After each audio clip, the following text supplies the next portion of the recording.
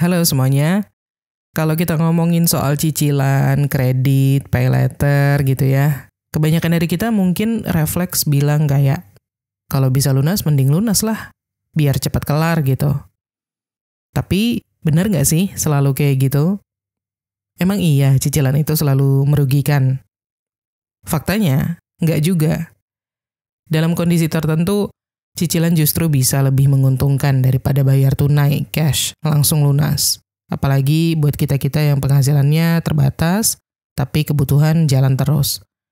Jadi di episode kali ini kita bakal bahas tentang kapan aja sih cicilan itu jadi pilihan yang cerdas, bukan jebakan. Biar kita lebih bijak dalam memanfaatkan fasilitas ini dan nggak kebablasan di utang yang konsumtif. Oke, kondisi pertama adalah kalau ada promo cicilan 0%. Kalian pasti sering lihat juga ya, apalagi di platform belanja online atau e-commerce. Misalnya kalian mau beli handphone seharga 3 juta. Lalu muncul pilihan bayar sekarang 3 juta atau 0% selama 3 bulan masing-masing 1 juta. Kalau harganya benar-benar sama, nggak ada tambahan bunga ataupun biaya tersembunyi, ini bisa jadi momen yang oke untuk ambil cicilan.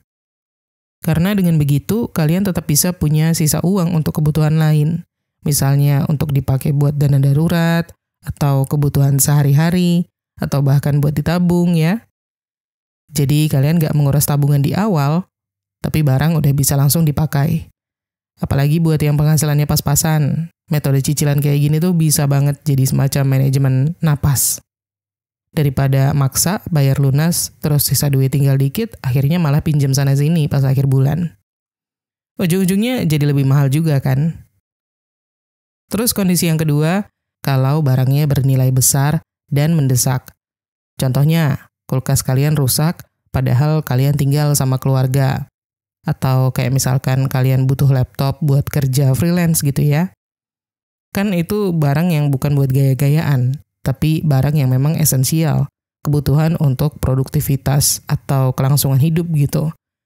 Nah, menabung dulu sampai cukup memang ideal. Tapi berapa lama? Selama kalian menunggu sampai uangnya terkumpul, mungkin kerjaan jadi nggak jalan, penghasilan pun mandek, atau kalian malah keluar biaya tambahan, misalnya makan di luar lebih sering karena nggak bisa simpan makanan di rumah. Nah, di sini cicilan bisa bantu kalian mengakses solusi dengan lebih cepat tanpa harus menunggu semuanya perfect dulu. Tapi tentunya tetap harus dikalkulasi dulu ya. Sanggup nggak bayarnya setiap bulan? Ada nggak kemungkinan kejepit di tengah jalan? Cicilan itu bisa jadi tools, bukan jebakan, asal kita paham cara menggunakannya. Next, kondisi yang ketiga, kalau harga barang cenderung naik. Kondisi ini seringkali terjadi untuk barang-barang kayak motor, rumah gitu ya. Kalau kita menunggu uang terkumpul dulu, ada risiko harga udah naik dan kita malah harus bayar lebih mahal nantinya. Contoh, kalian mau beli motor buat kerja ojek online. Harga sekarang 20 juta. Tapi saat ini kalian belum punya uang segitu dan baru bisa nabung 1 juta per bulan. Artinya kan perlu hampir 2 tahun ya untuk beli motor itu. Lah, dalam 2 tahun itu, bisa jadi harga motornya udah naik jadi 25 juta misalnya. Atau yang lebih nyesek, kalian udah telat mulai kerja karena menunggu motornya. Padahal selama itu, kalian bisa dapat penghasilan tetap setiap hari. Jadi kalau cicilan motor bisa dicicil dengan DP yang ringan, dan kalian udah siap buat konsisten bayar, itu bisa jadi langkah yang lebih menguntungkan dalam jangka panjang. Next, kondisi yang keempat, kalau dengan cicilan itu ada cashback atau bonus yang menarik. Ini sering banget ya kejadian di aplikasi atau kartu kredit, beli barang pakai cicilan, terus dapat cashback 200.000 misalnya, atau bonus poin yang bisa ditukar voucher belanja barang lain yang juga kebutuhan, bukan keinginan. Kalau kalian bandingin sama beli lunas yang nggak dapat bonus apa-apa, total nilainya bisa jadi lebih untung pakai cicilan. Apalagi kalau kalian memang butuh barang itu sejak awal, bukan karena tergoda promo aja. Tapi tetap hati-hati ya. Kadang promo itu ada syarat dan ketentuannya, dan kalau nggak cermat, itu bisa bikin kalian rugi. Jadi penting banget untuk baca secara detail Jangan cuma terpukau angka cashback-nya aja. Lanjut, kondisi yang kelima. Kalau dana tunai bisa diputar untuk hal yang lebih menguntungkan. Coba bayangin kalian lagi pegang uang 10 juta. Terus kalian tahu kalian butuh handphone baru buat kerja gitu. Misalnya harganya 10 juta juga. Sekilas kelihatan logis kalau kalian mau lunasin aja langsung biar kelar gitu. Tapi coba berhenti sebentar dan pikirin, kalau aku lunasin, uangku langsung habis, nggak ada sisanya. Aman nggak nih buat 2 minggu ke depan? Nah, beda cerita kalau misalkan kalian bisa cicil 0% selama 3 bulan, jadi cukup keluar nggak nyampe 3,5 juta per bulan.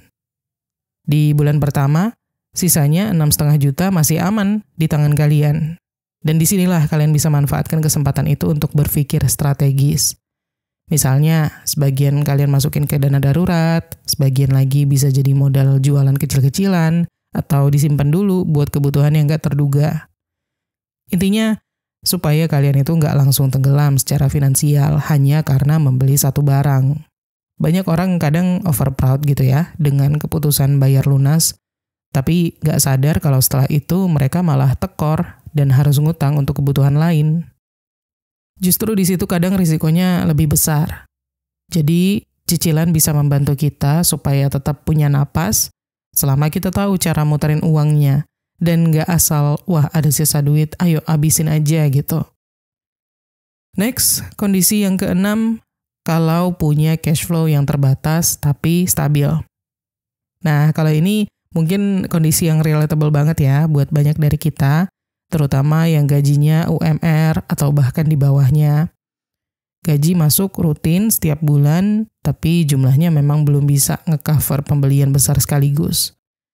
Tapi di sisi lain ada kebutuhan mendesak, misalnya sepatu kerja jebol, motor perlu servis besar, atau anak butuh gadget buat sekolah online. Kalau maksa beli lunas, bisa-bisa kebutuhan harian jadi kacau. Tapi kalau cicilan bisa bikin pengeluaran lebih ringan dan tetap jalan, itu artinya kita bisa menjaga ritme hidup tetap stabil tanpa harus nggak makan demi gadget gitu misalnya. Dan ini bukan tentang gaya hidup konsumtif ya, lebih ke pengelolaan uang biar kita tetap bisa bertahan dengan ritme yang realistis.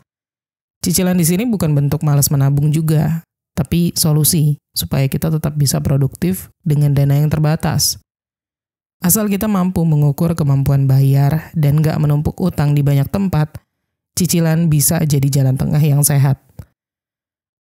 Next, kondisi yang ketujuh, kalau mau membangun skor kredit atau riwayat finansial.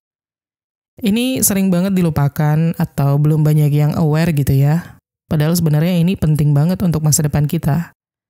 Kita ngomongin soal rekam jejak finansial, alias skor kredit.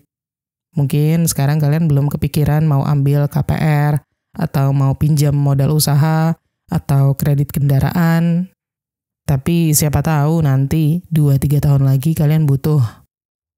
Nah, bank dan lembaga keuangan itu nggak cuma melihat berapa banyak uang yang kalian miliki. Mereka juga melihat apakah kalian bisa dipercaya, alias punya riwayat bayar utang atau cicilan dengan lancar nggak. Buat kalian yang belum punya kredit sama sekali, ikut cicilan kecil yang aman dan terkendali itu bisa jadi langkah awal untuk menunjukkan bahwa kalian bisa diandalkan secara finansial. Misalnya kalian ambil cicilan handphone atau alat kerja lewat bank gitu ya, atau lembaga resmi yang diawasi oleh OJK, dan kalian bayar tepat waktu setiap bulan. Itu bisa membangun skor positif di Slack OJK atau BI Checking. Jadi nanti kalau kalian butuh ajukan pinjaman modal untuk bisnis kecil atau rumah pertama misalnya, kalian nggak mulai dari nol.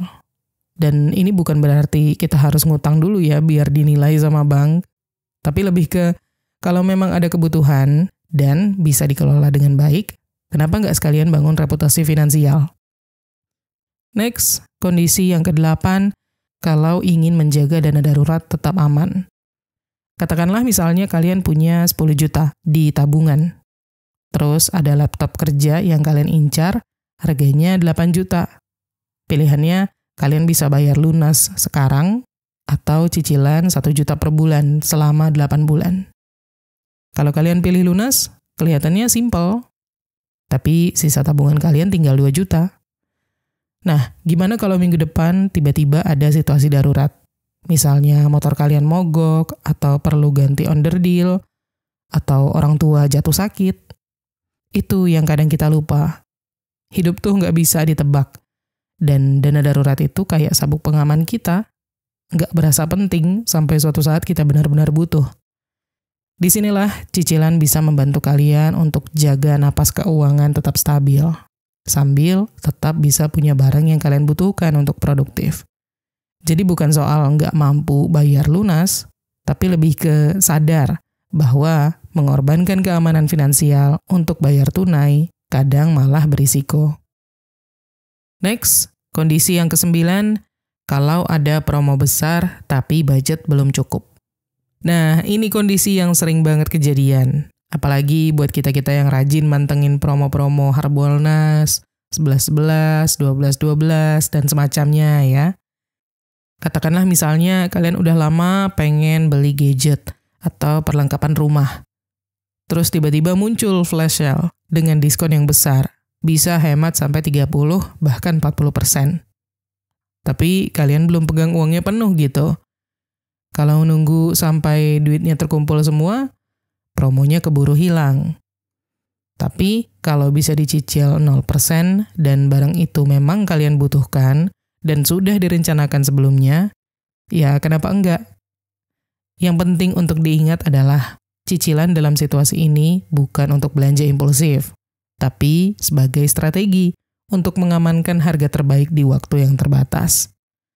Dan ini cuma menguntungkan kalau kalian tahu kalian mampu bayar setiap bulan dan nggak pakai bunga yang tinggi. Jangan sampai niat hemat kalian itu malah jadi bayar lebih banyak karena asal klik beli sekarang bayar nanti.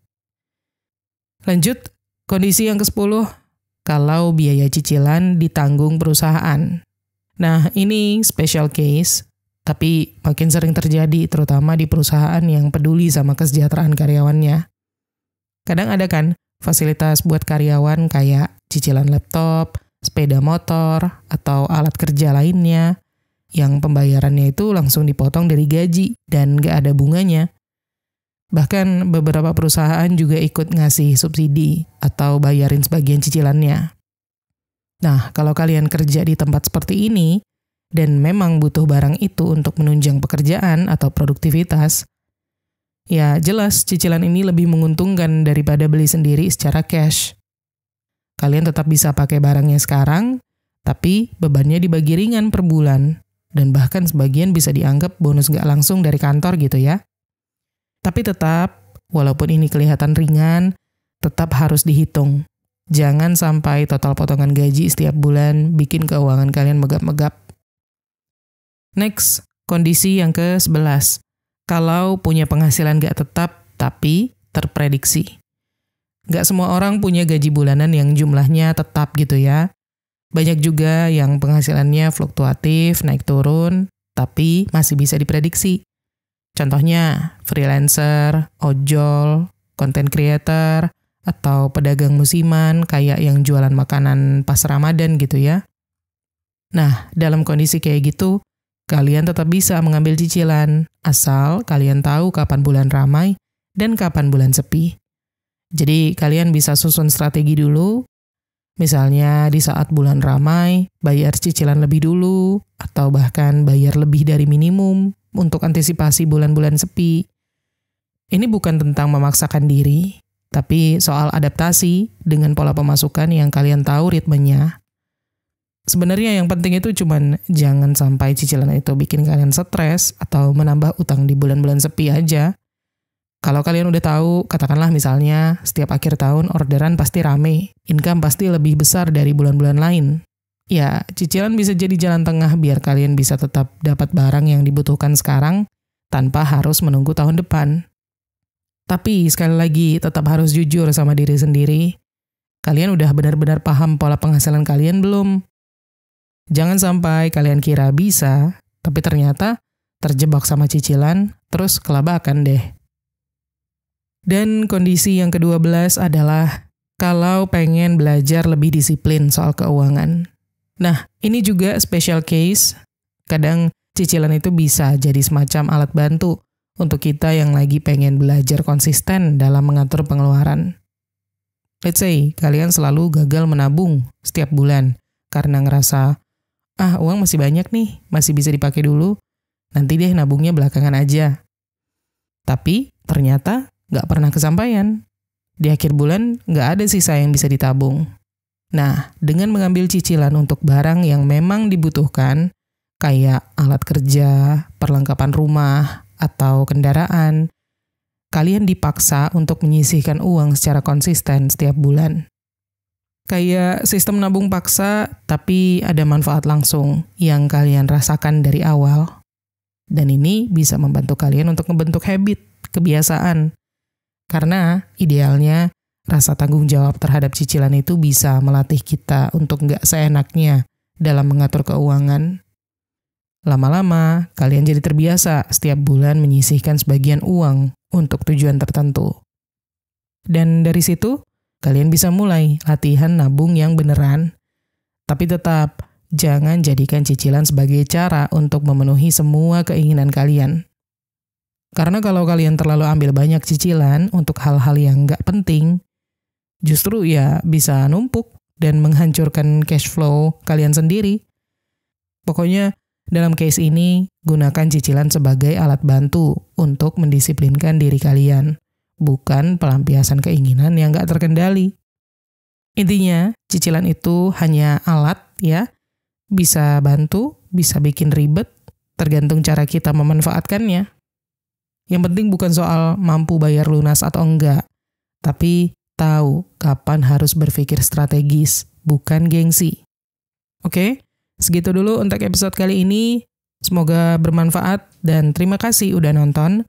Kita ketemu lagi di Menuju Kekayaan episode berikutnya.